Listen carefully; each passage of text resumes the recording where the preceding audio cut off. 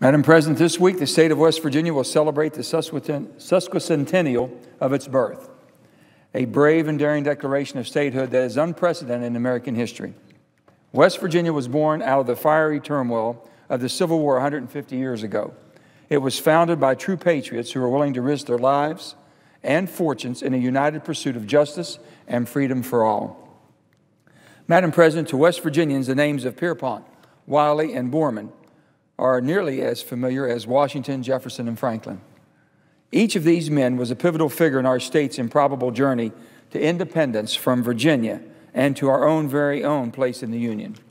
But of course, our forefathers could not have brought forth a new state conceived of liberty without the hand of Abraham Lincoln. It was Lincoln who issued the proclamation creating West Virginia and establishing our state's birthday as June 20th, 1863. And characteristically, with few words, the 16th president dismissed the arguments of the day that his proclamation was illegal. Lincoln wrote, and I quote, "It is said that the admission of West Virginia is succession, and tolerated only because it is our succession. Well, if we call it by name, there is a difference between secession against the Constitution and secession in favor of the Constitution." Indeed, the people of West Virginia had a choice of two different flags to follow during the Civil War. There was, as Francis Pierpont pointed out, no neutral ground. The choice, he said, was to stand by and live under the Constitution or support the military despotism of the Confederacy. We chose wisely. We chose the Stars and Stripes. We chose allegiance to the country for which it stands. We chose to live under a Constitution that promised the constant pursuit of a more perfect union of states. And ever since that historic beginning, we, the people of West Virginia, have never failed to answer our country's call.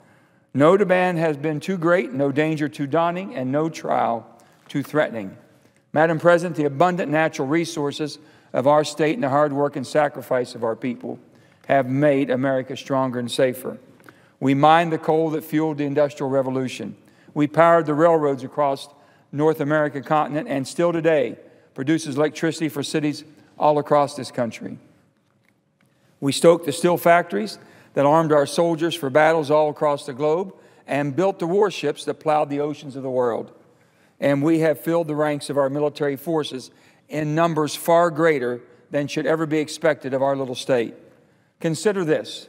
According to the U.S. Census data, West Virginia ranked first, second, or third in military casualty rates in every U.S. war of the 20th century.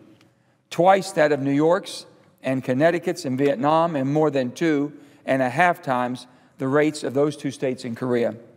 Today, 13.8% of West Virginia's population is made up of veterans, the 7th highest percentage among all states. That's higher than a national average of 12.1%. That's higher than states with much larger populations, states like Florida, New York, Texas, Pennsylvania, Ohio, Michigan, or Massachusetts. It's like I always say, West Virginia is one of the most patriotic states in the country. The best steel comes from the hottest fires. We've all been told that. Well, the fires of the Civil War transformed West Virginia from a fragile hope to a well-tempered steel reality, dedicated to the ideals of the Declaration of Independence and guarantees of the U.S. Constitution. But, Madam President, West Virginia is great because our people are great, mountaineers who will always be free. We are tough, independent, inventive, and honest. Our character is shaped by the wilderness of our state, its rushing streams, its boundless blue skies, its divine forest, and its majestic mountains.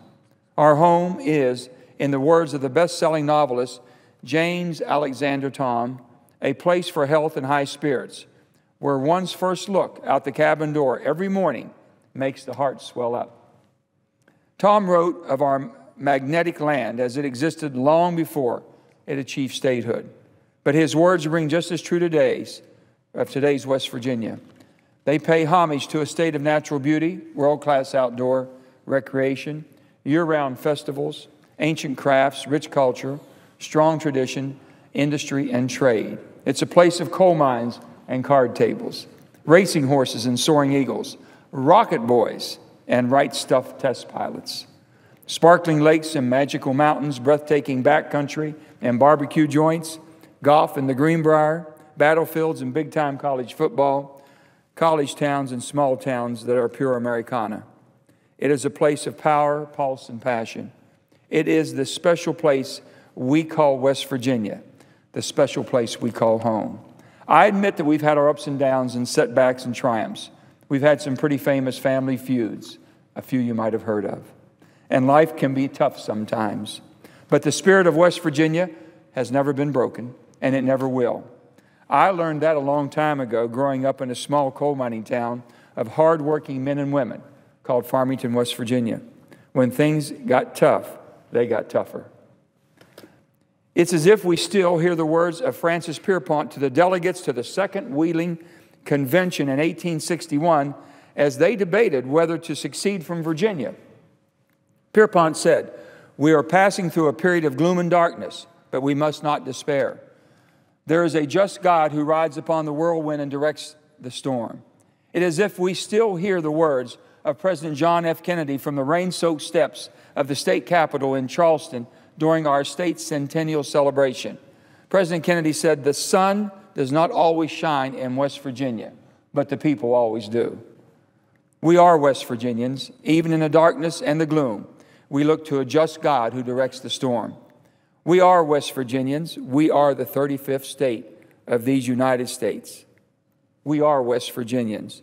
And like the brave loyal patriots who made West Virginia the 35th star on Old Glory, our love of God and country and family and state is unshakable.